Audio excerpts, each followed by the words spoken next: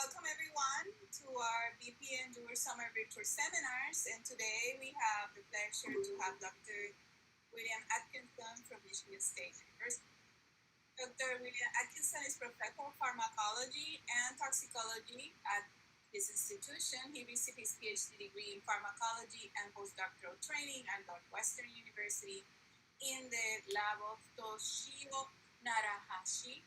And Dr. Atkinson has been developing his independent academic research in pharmacology and toxicology at Michigan State since 1982. His research aims to understand the basis of cellular neurotoxicity, specifically at synapses. This toxicity can result from diseases process or chemical-mediated damages.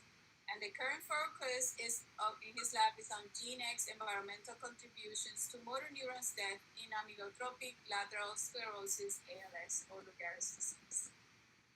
In addition to a highly productive research career, he has trained and mentored more than 175 undergraduates, 22 students in pharmacology, toxicology, genetics, biochemistry, and neuroscience.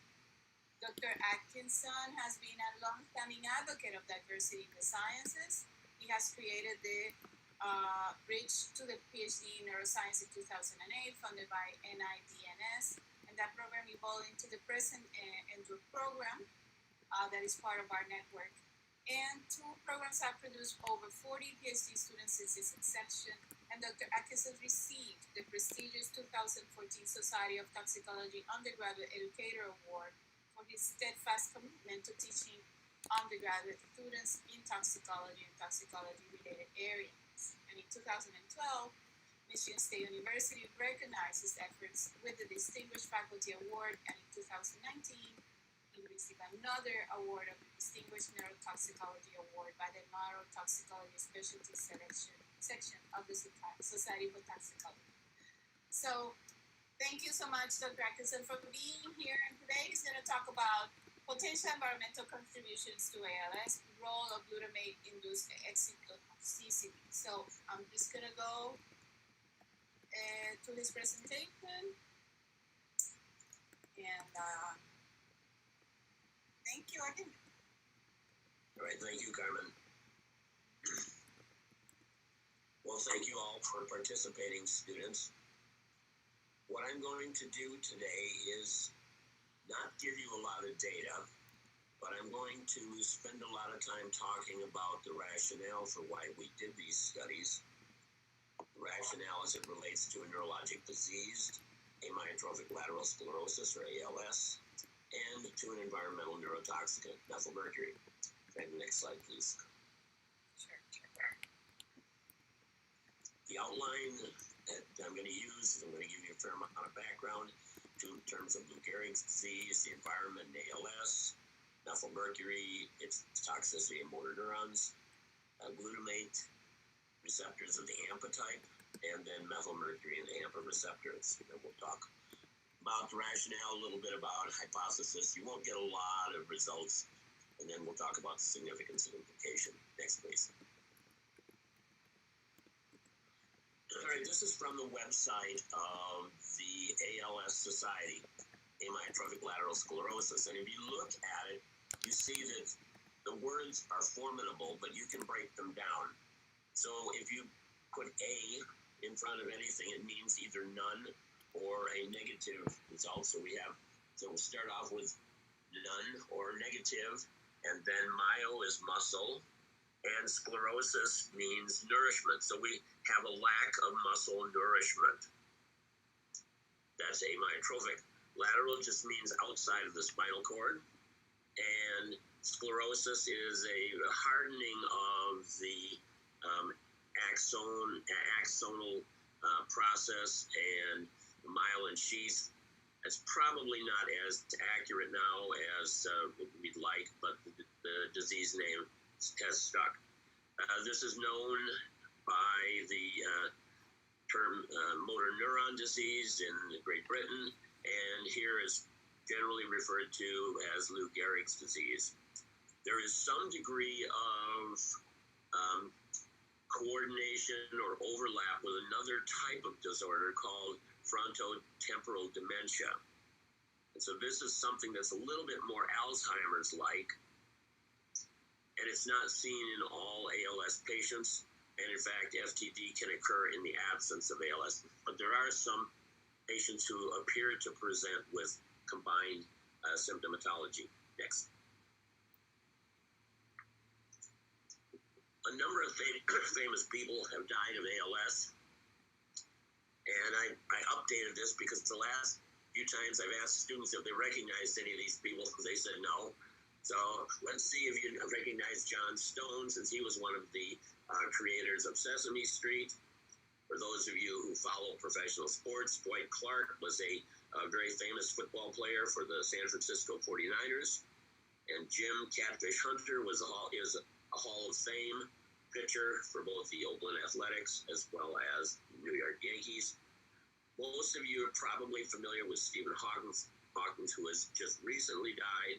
He was probably the individual who lasted through the disorder the longest. And we actually think now he didn't have ALS, but he had another form of it called primary lateral sclerosis. Lou Gehrig is there. He was a New York Yankees first baseman. He died in the late 1930s, and the disease was named after him. Sir David Niven, many of you have seen the Pink Panther movie. That was Sir David Niven. And then, surprisingly, found that an awful lot of young people don't know who Mao Zedong was, but he was the first premier of communist China. And so these are a number of famous people who died of ALS. Next. Now, the incidence of ALS is relatively low. It's somewhere between 3 to 5 out of every 100,000 people. And so now if you think about Puerto Rico, you've got about 3 million people. So you're looking at probably less than 100 people on the island with ALS. So it's what's considered to be a rare disease, often called an orphan disease. Now, the reported incidence has increased over the last several decades.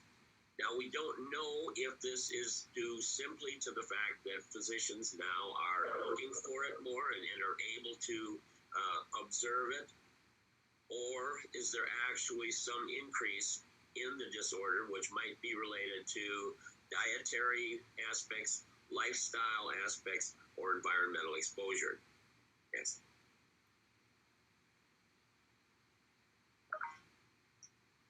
You'll have to excuse me. One of the drugs that I take gives me a complete dry head, so I have to have my water here. Now, in terms further of its incidence and etiology, it occurs mostly in individuals in my age range, between 60 and 75. You can get it at earlier times. You see in the lower left-hand corner a very nice young man. He was a football player for the Boston College Eagles. That's why the Eagle is there. He developed ALS in his 20s. You can see another young man above him sitting in a chair especially designed for patients with ALS. He has lost the ability to talk and to swallow. And there have been several ALS patients who've been very proactive in devising ways for them to communicate, and they have developed programs by which they can use their eyes glancing on computer screens to communicate. From the time that ALS is diagnosed, it's typically 3 to 5 years in onset. It is always fatal. There is no cure. There is no reliable treatment.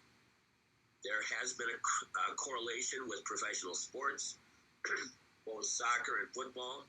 And if you think about those two sports, they both have in common that the head goes through a lot of concussive activity. You get head striking a lot. For soccer, obviously, it's for heading. For football, it's just any of the activities. If you look at the table there, it compares several neurodegenerative diseases, the main three: Parkinson's disease, Alzheimer's disease, and ALS. And you can see that professional sports are affiliated with Alzheimer's and ALS, but not Parkinson's disease. And so it's not just a general response to neurodegenerative disorders, but rather to two that involve a significant amount of concussion of the head. Next slide, please. Now, ALS is very simply a disease of the motor system, and I like to say that it's the wicked cousin of Alzheimer's disease. In Alzheimer's disease, of course, you lose cognition, you lose mentation, but you have, generally speaking, an intact body. In ALS, you have exactly the opposite. You have complete clarity of mentation, complete clarity of cognition, but you have a totally paralyzed body. You're unable to speak, you're unable to swallow or chew. Ultimately, you die from respiratory dysfunction. So you can see that in the motor system here, on the left side, I have the, oh good, it can do that, all right, good. I have a depiction of the central nervous system, and the cortical regions are the upper motor neurons, and they synapse with lower motor neurons either in the brainstem or in the various spinal cord regions.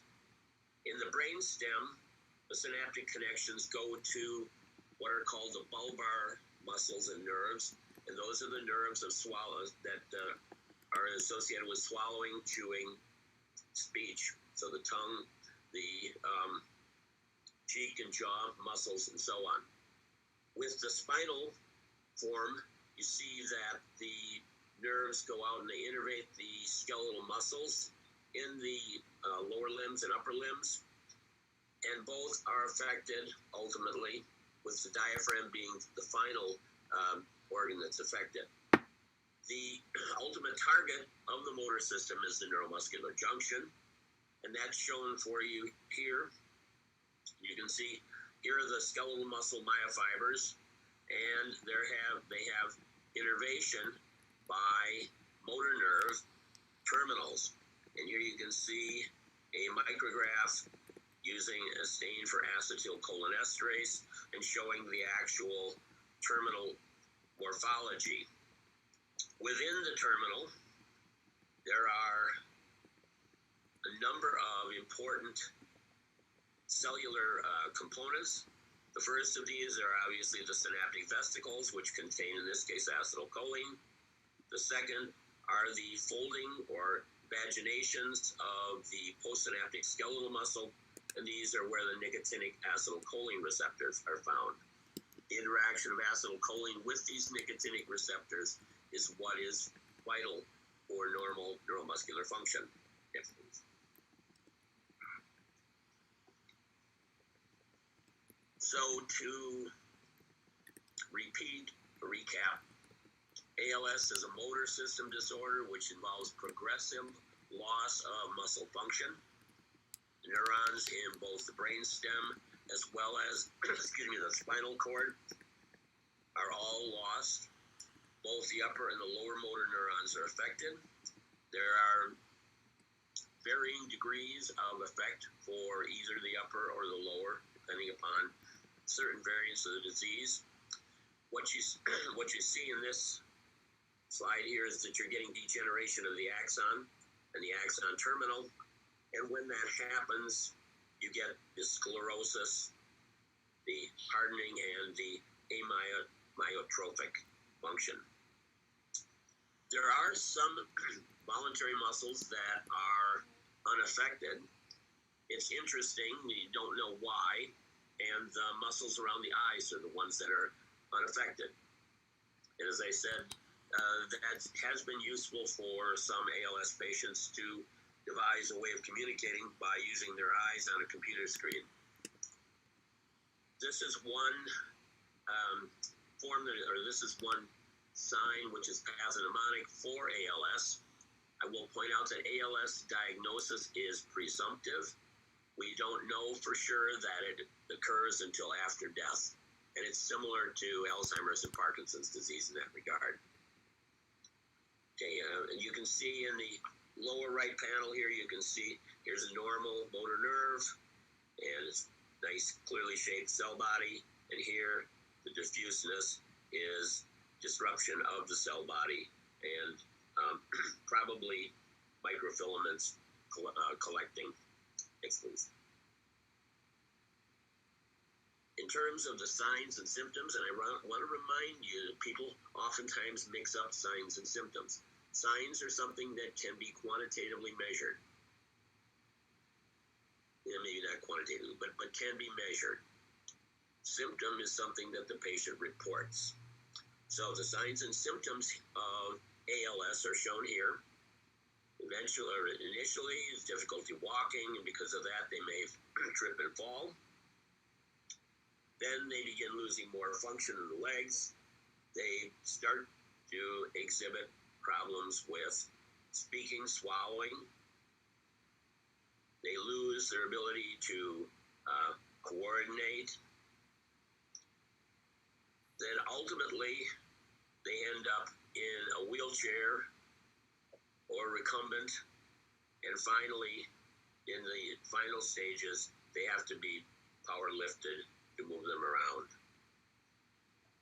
The right side here shows the various regions, showing regions in the motor cortex and then the spinal cord as well. Next, please. The disease exists in two forms, and it's exactly like Alzheimer's and Parkinson's in that regard. The one form is referred to as familial ALS, and the other as sporadic.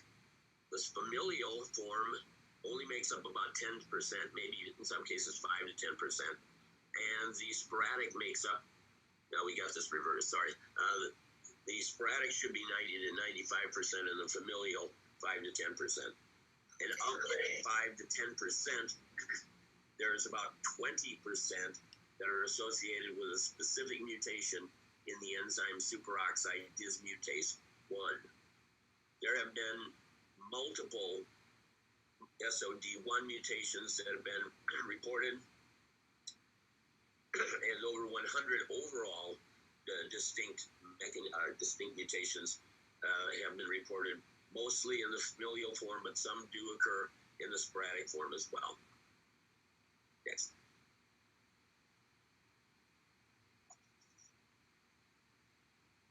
It seems like every time a new ALS paper comes out, there is another purported mechanism associated with it. And so we really don't know specifically what is the primary mechanism. There are many potential mechanisms that occur.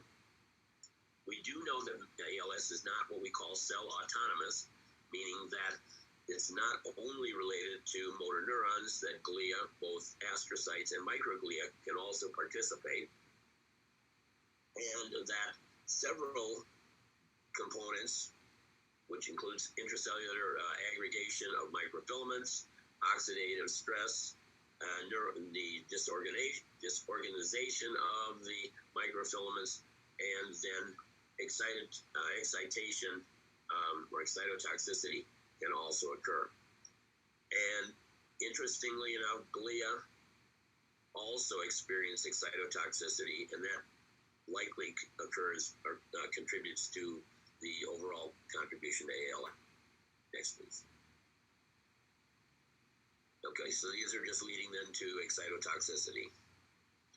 This slide, which kind of ran over, it looks like, gives you a depiction of how we think excitotoxicity occurs. Excitotoxicity is associated with elevated levels of glutamate, and I'll talk more about that in a few minutes. You can see here the upper motor neuron releasing glutamate. The glutamate is in the synaptic cleft. Normally it is taken up from the synaptic cleft by the astrocyte using a protein called the excitatory amino acid transporter, or EAAT.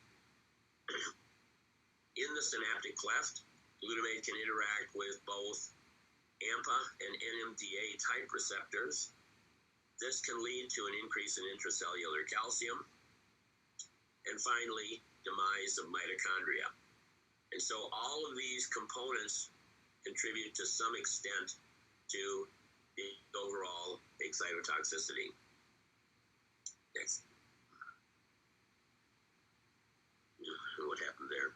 Okay, this depiction simply demonstrates the glutamate synapse. And it shows you that you have, glutamic acid, which is produced and stored in small, smooth core vesicles and released action potential with voltage-gated calcium channels opening. And this just recaps that you can get NMDA as well as AMPA receptors activated, and then glutamate taken up back into the glia. I don't know how many of you have had much neurophysiology, but I will tell you that the AMPA receptors and the NMDA receptors work in very close coordination. And the NMDA receptors require the AMPA receptor to be activated before they can function. And just going off slightly on a tangent for a minute, that occurs because of a very interesting phenomenon in the NMDA receptor by which the divalent cation magnesium sits in a pore in the vesicle, in the channel, and with depolarization that comes in through the AMPA receptor, that depolarization then causes the magnesium to be popped out of the channel and allows calcium and sodium to enter. Next slide, please.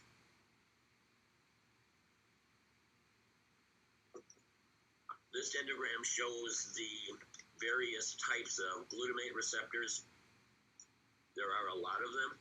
We're going to focus on the ionotropic glutamate receptors. Those are receptors for which the ion channel is directly coupled to the receptor. That's in contradistinction to the metabotropic type receptors, which are coupled to second messenger systems and or to G protein. The main categories of ionotropic are AMPA and NMDA. The kainate receptors are virtually identical to the AMPA receptors, except that their agonist selectivity is somewhat different for kainic acid as opposed to AMPA. What you see is that normally the NMDA receptor is able to pass calcium and sodium. The AMPA receptor normally sodium, but it can pass calcium. And same for the kainate receptor. Next slide, please.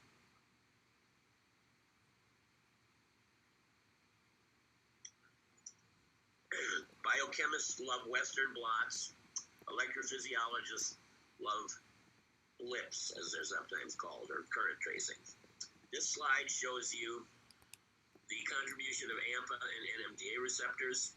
This is using a method called whole cell voltage clamp, sometimes called whole cell patch clamp. And what's happening is glutamate is being applied and the cell is being clamped either at a very negative memory potential or positive memory potential. Then two different blockers, either aminophosphovalerate or CNQX, is applied. APV is a blocker of NMDA receptors, CNQX of AMPA receptors. And so you can see that when the cell is activated at membrane potentials, this is an inward current. Down is in, up is outward. It's a very large inward current. And we see that applying the N-methyl D-aspartate inhibitor has no effect on that. Conversely, when we take the cell to a positive membrane potential, plus 50, we see that now the current is outward and is quite large and slow, much slower in decaying than from the inward current. But now if we block the NMDA receptors, we see that a significant component of that outward current is due to NMDA receptors.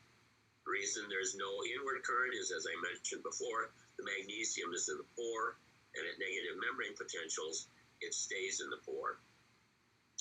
Here we do the opposite experiment, again apply glutamate, and then at negative membrane potentials and positive membrane potentials, now we've got, again, our large inward current, but if we apply the AMPA receptor antagonist, that is completely blocked. So the inward current is all due to AMPA, the outward current, there is a small component that is associated with AMPA receptor function here.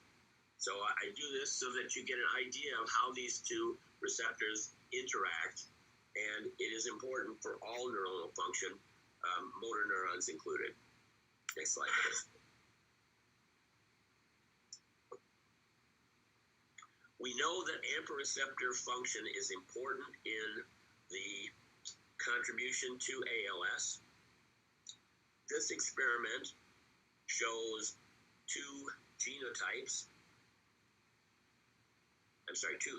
two control groups using one genotype. The genotype is what's called the SOD1 G93A.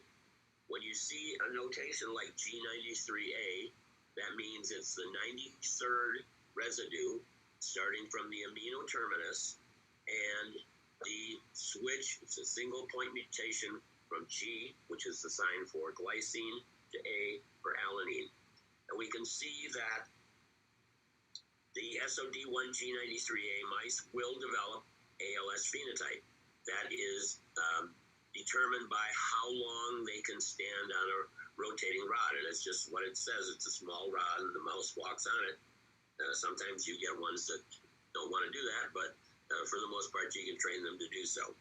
When they gave the NBQX, which is an AMPA receptor antagonist, now look what happened. They shifted the paralysis curve to the right. The animals still got paralyzed, ultimately, but they were able to slow the onset and development. Next slide. So the AMPA receptor then, the name for it is amino 3-hydroxy 5-methyl-4-isosoxazole propionic acid, and you see why we call it AMPA. And there are binding pockets on the AMPA receptor for glutamate, or the pharmacological agonist AMPA. It functions as a fast excitatory transmitter in the central nervous system. AMPA receptors are not found in the peripheral nervous system. It's very important in overall neuronal function, but it has unique importance in the development of synapses or synaptogenesis, as well as what we call synaptic plasticity. It is a cation-sensitive pore. It's an ionotrophic receptor because the four subunits all lend a portion transmembrane domain to the pore, and you get inward movement of calcium and sodium or outward movement of potassium depending upon the membrane potential. Next slide.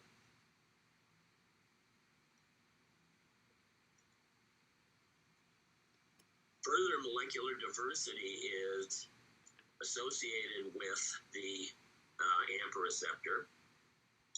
Normally, could you go back to the last one just for a second? No, this will work.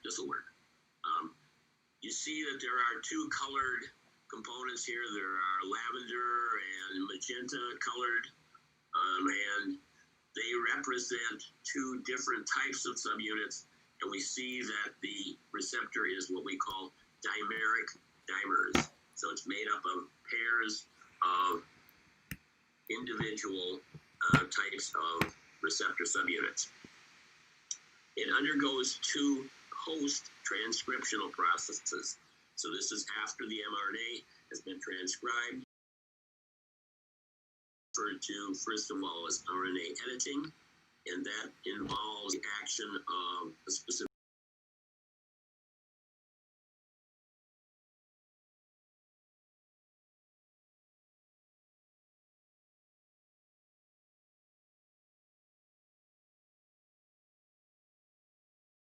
is the amino acid symbol for glutamine, R is for arginine, and by altering the amino acid composition at this site, it now conveys calcium permeability to the AMPA receptor. So you can see that if you have a receptor that now becomes calcium permeable, that increases the potential for calcium-mediated cell damage. The other post-RNA processing is alternative splicing, and probably most of you have heard about that. There are two splice variants, given the interesting names, and how they decided on these is anyone's guess, but they're flip and flop. And the flip variant has very slow desensitizing action. The flop has very fast. Now, if you have a highly calcium permeable receptor that desensitizes slowly, then that means you will get more calcium entering the receptor in the cell. So this simply shows you the proposed sequence. You have three membrane spanning domains, M1, 3, and 4, and the M2 is a site which dips into the membrane but does not cross it entirely. Next slide, please.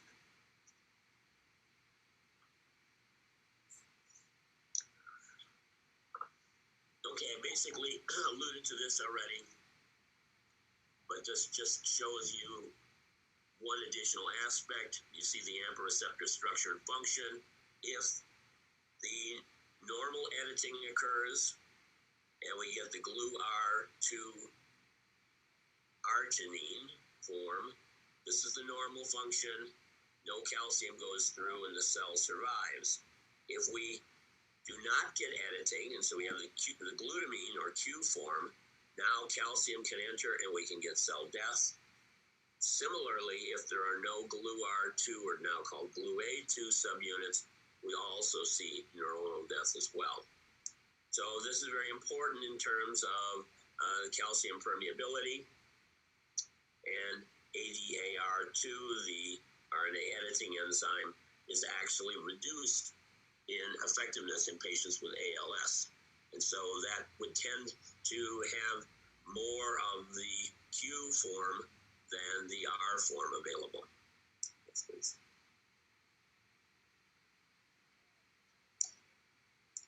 This summarizes a lot of the different thoughts that are involved in terms of excitability, motor neuron cell death. A lot of factors converge. We know that there's excess release of glutamate. We know that the excitatory amino acid transporter is reduced in number. We know that the astrocytes undergo excitotoxicity. We know that there are more calcium permeable AMPA receptors in the postsynaptic membrane, that these allow calcium to enter. Calcium then can act on the mitochondria, can activate so-called caspase and produce the caspase dependent cell death mechanism. There are other things that are occurring. Microfilaments are aggregating.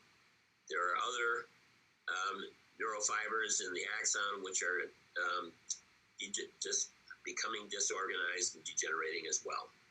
All of this then leads to, at the motor nerve terminal, the loss of function and hence the amyotrophy.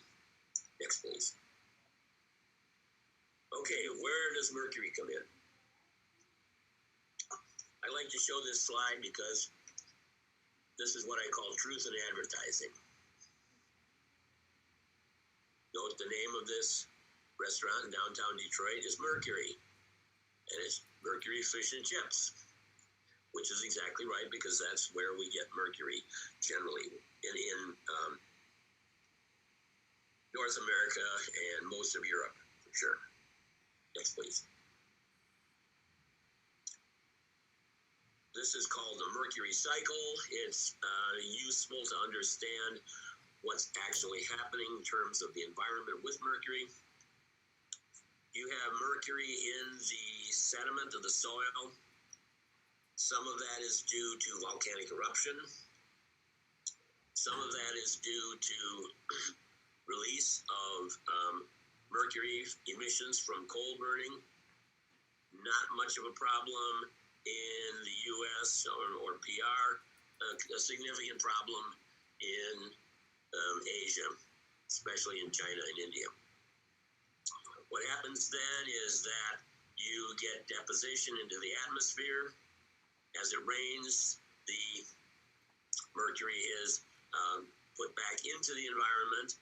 There's also iatrogenic, or that means human-induced activities through mining of mercury. But now, interestingly enough, the largest mercury burden is coming from what's called artisanal gold mining. That means small-scale gold mining, which is occurring in Africa, Middle East, Asia, and the southeast part of Asia in particular. Next, please. Wait a second. Let's go back and just miss part of it there. What happens then is the mercury gets into the sediment. There are bacteria there which can methylate it. It then becomes methylmercury in the water, and we don't show it here, but it gets picked up by phytoplankton, and then in turn moves up the food chain through various sized fish, ultimately ending up in what we call piscivorous fish, the fish that eat other fish. And those, actually the largest mercury burden is found in sharks, not surprisingly. Then other things like tuna and swordfish also have significant mercury burden. Now, next slide.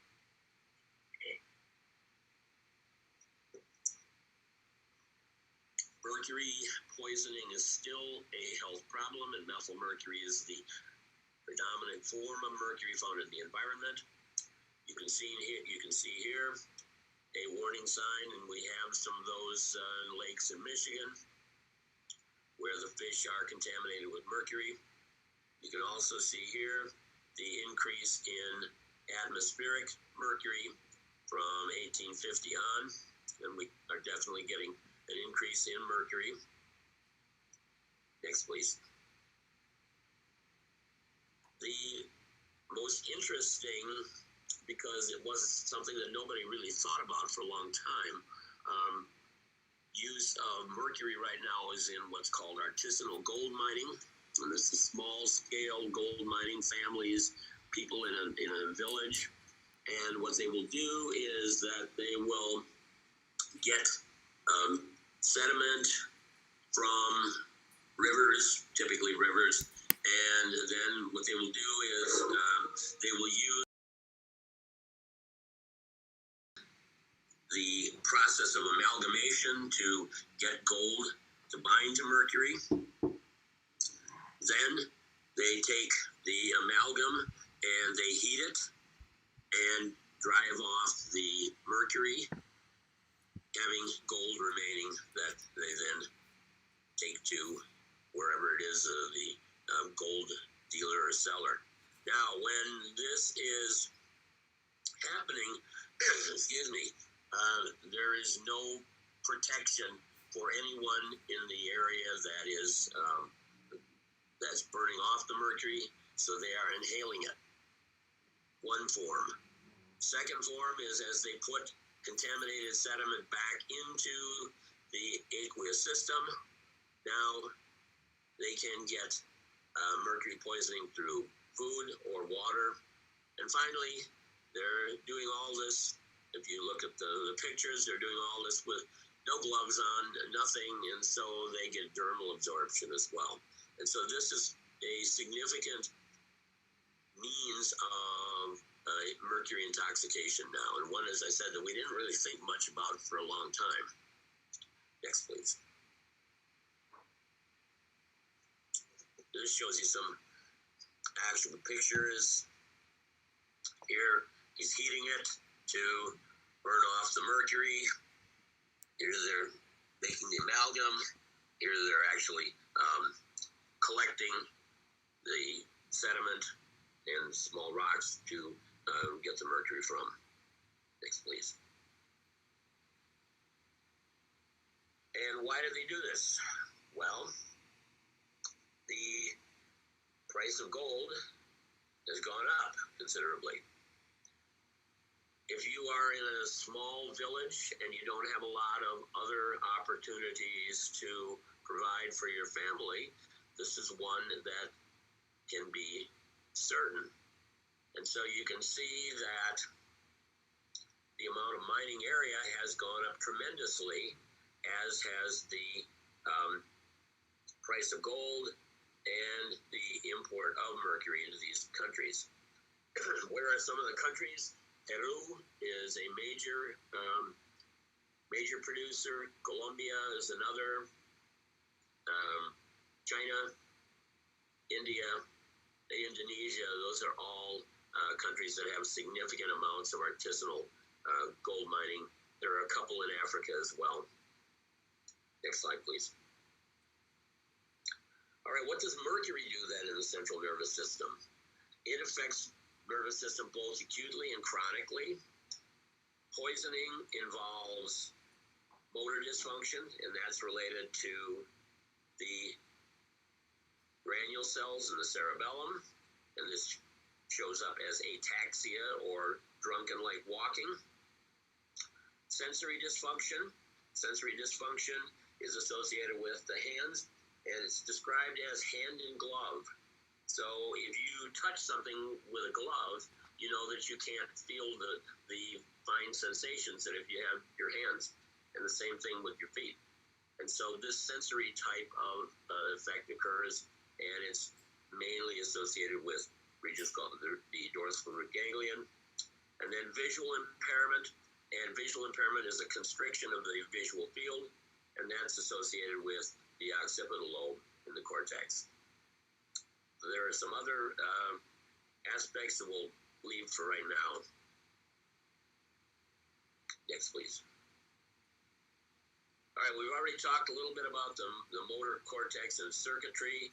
You have the upper motor neurons coming into the spinal cord, synapsing and sending the motor nerve out the anterior horn here.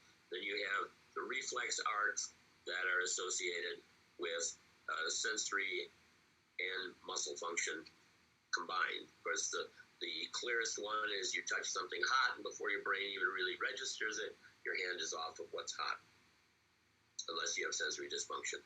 Next, please. Okay, I think we can skip this. This is basically going through the synaptic connections. There are several types of motor neurons.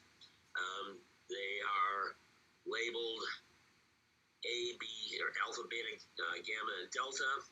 The alpha are the ones that go to skeletal muscle fibers. They are the ones that we're most interested in. They have large cell bodies. They have long axons, and their axons are heavily myelinated. These are the ones that control your skeletal muscle function. The others, you can see that they have either slow twitch, or effects on the muscle spindles, and here is fast twitch, which are fatigue resistant, and these are fatigue sensitive. So we're mainly interested in the A alphas and not so much the other three. Next, please. When methylmercury is given to a rodent, you see here a rat that has been treated with methylmercury. I don't remember what the dosage was. The first thing you see is an abnormal gait. That's associated with the ataxia that we talked about. And then you get what's called hind limb cross, where you can see that the legs are actually crossing over. And this is associated with damage here in the anterior horn. Next, please. And when given orally, see that methylmercury can accumulate. You can see actually mercury granules here, the black granules, and they're in the lysosomes, and these are in the brainstem. Remember, the brainstem is the region that synapses, or sends synapses to the muscles of the mouth, throat, and tongue. Next, please.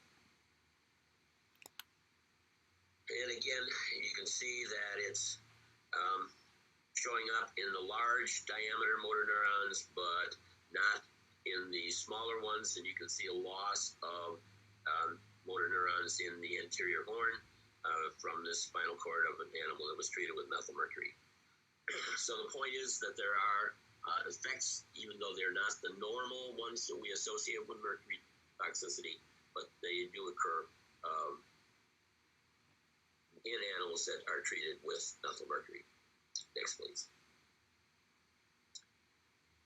Okay, this just recaps what I was talking about. It causes the large motor neurons to degenerate. For whatever reason, it accumulates there. It's not accumulating in the medium or small motor neurons, and they are unaffected. Next.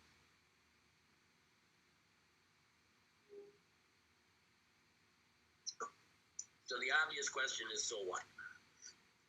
What has this got to do with ALS? We know that there are a lot of cellular similarities in terms of the functions that are produced by methylmercury and ALS, particularly associated with excitotoxicity. What this shows is, this is performance on a rotarod test, one that I told you before, and this is days in age, and for 4 different groups. W is wild type, and G is the SOD1G93A. So this is an ALS phenotype animal. We've given 2 doses of methylmercury, 1 part per million and 3 parts per million to the G93A animals.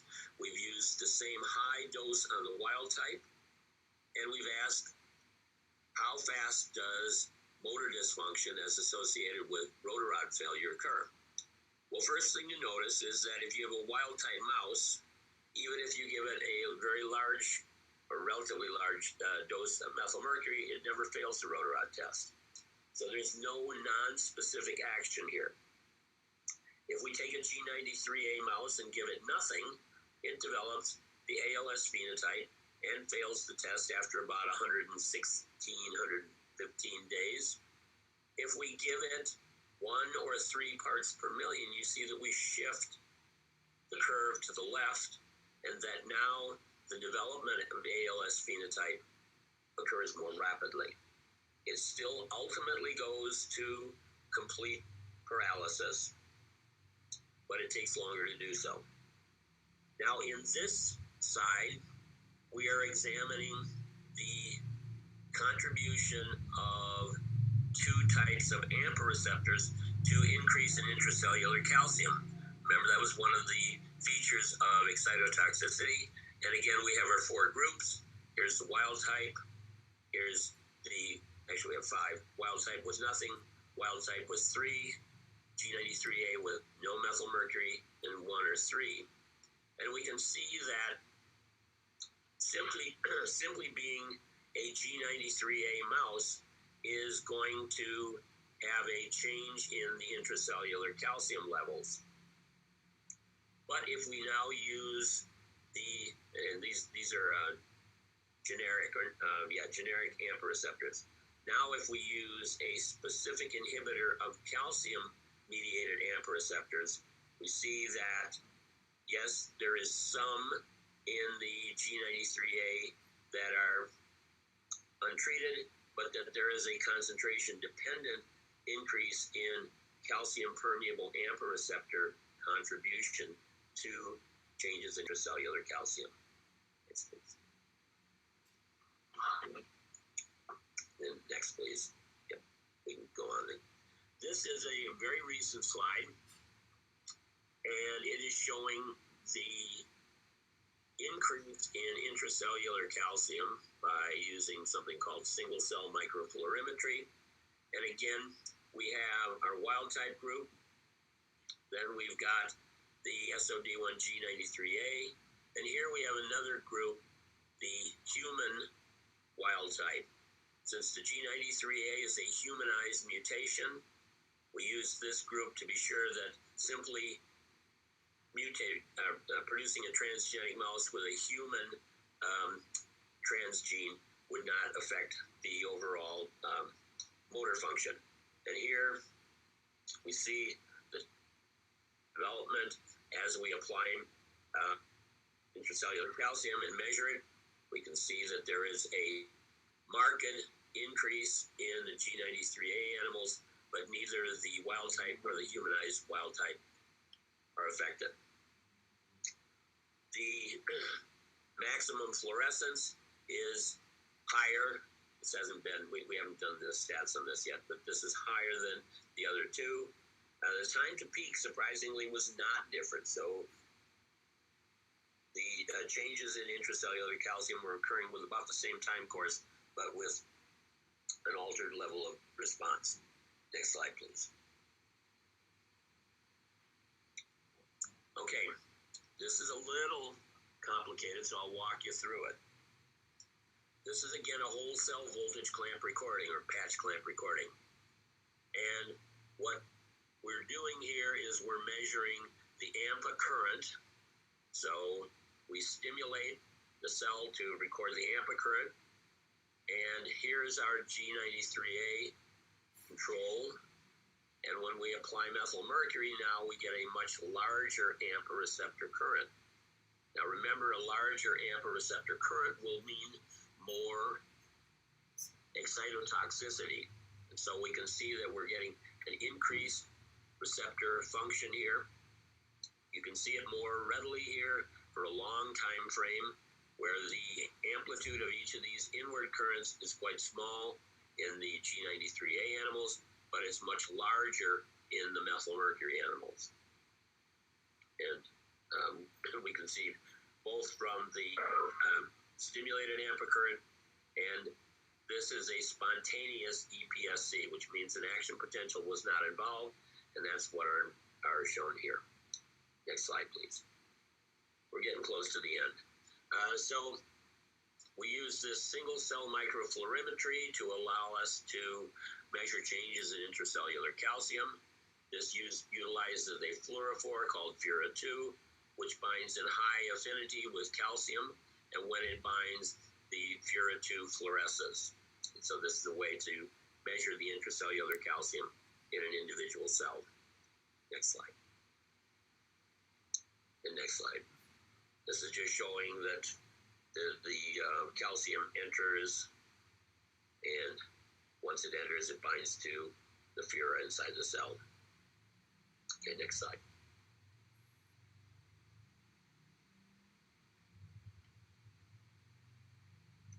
If we take